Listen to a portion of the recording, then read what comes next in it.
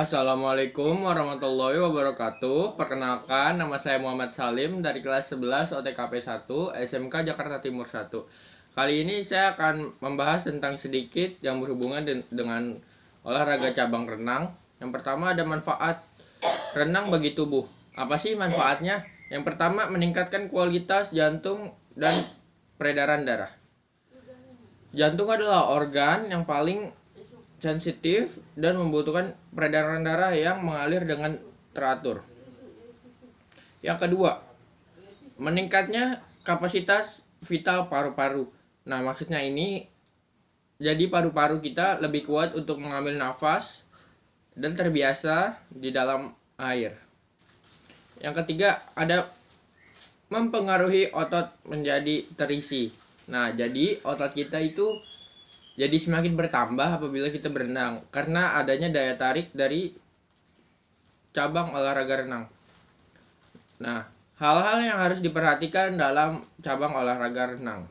Yang pertama, aktivitas yang harus dilakukan sebelum renang yaitu melakukan pemanasan. Itu wajib hukumnya dalam cabang olahraga renang untuk mencegah terjadinya kejang-kejang otot pada saat berenang.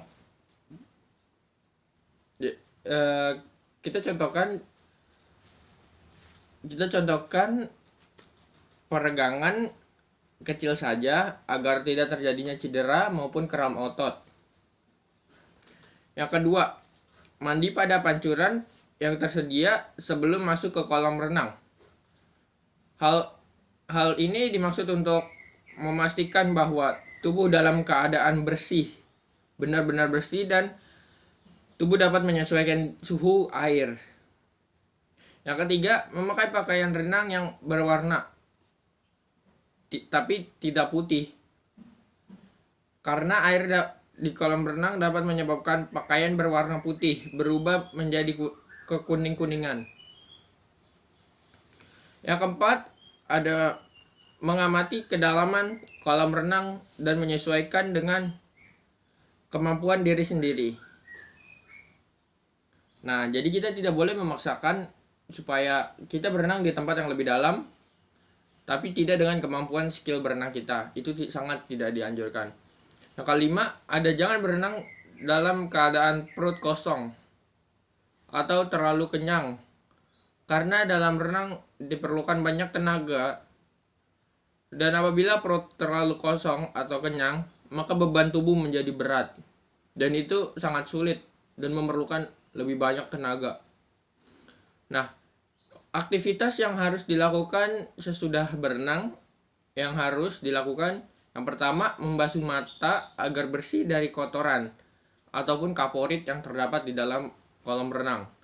Hal ini perlu karena air di dalam kolam renang bisa saja kurang baik. Yang kedua, jika telinga kemasukan air, diusahakan air bisa keluar kembali sambil loncat-loncat atau dengan cara yang lain. Nah,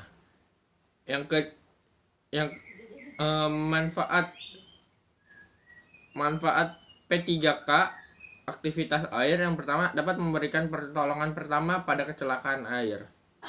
Yang kedua, mengatasi risiko kecelakaan pada olahraga air. Yang ketiga, mengetahui penanggulangan kecelakaan pada air. Yang kedua, peraturan keselamatan di kolam renang. Yang wajib kalian tahu, alat dan fasilitas. Biasanya di kolam renang terdapat fasilitas tertentu. Yang pertama, alat bantu keselamatan seperti tongkat, galah, tambang, plastik, ban yang bertali biasanya, dan pelampung. Nah, yang ketiga, yang wajib kalian tahu juga, rambu-rambu keselamatan berenang. Yang A, ada berhati-hatilah. B, perenang-perenang pemula harus dijaga oleh orang dewasa yang mempunyai penggunaan alat keselamatan dan prosedur darurat atau orang dewasa yang bisa berenang. Yang C, tidak boleh berenang setelah makan atau berenang dalam perut keadaan kosong. Yang D, pemanasan.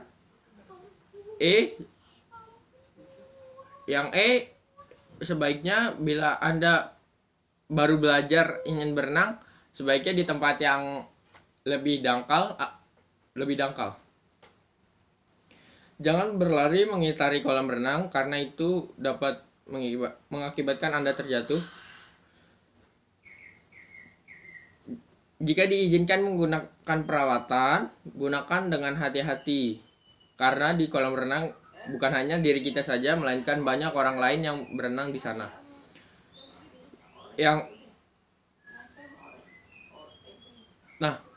Satu lagi, pastikan kolam renang latihan Anda tersedia alat-alat pengapung. Oke, kita masuk yang ketiga. Tindakan pertolongan pertama, kegawat daruratan di air. Apabila ini terjadi, maka kalian harus lakukan ini. Yang pertama, pertolongan pertama. A. Berhenti bernafas secara mendadak. P3K bagi pasien yang berhenti bernafas, yaitu kalau seseorang tiba-tiba berhenti bernafas, apapun latar belakangnya harus segera dilakukan. Nafas buatan, cara yang paling praktis dan efisien untuk menyelamatkan nyawa orang tersebut adalah dengan jalan meniupkan nafas ke paru-paru korban.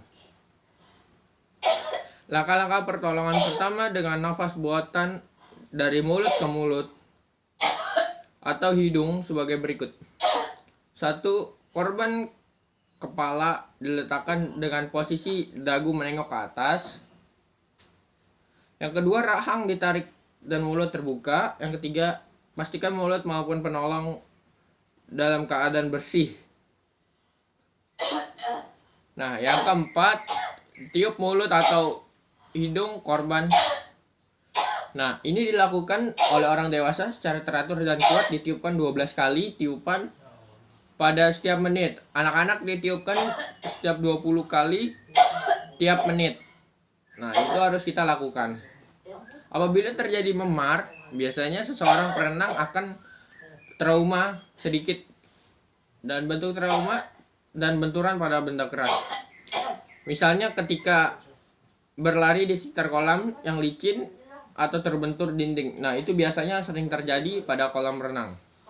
Nah, apabila terjadi memar, maka sebaiknya harus diobati dengan cepat.